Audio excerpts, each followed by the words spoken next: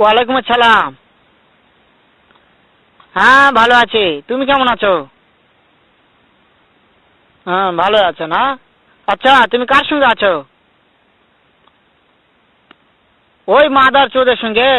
ওই মাদার চোর তো এতই হারামজাদা, ওই শুয়োরের বাচ্চা, ওই তো লটির বাচ্চা, ওই সাওয়াচুদির বেটা মাগির লিসা, এতই মাগির লিসা।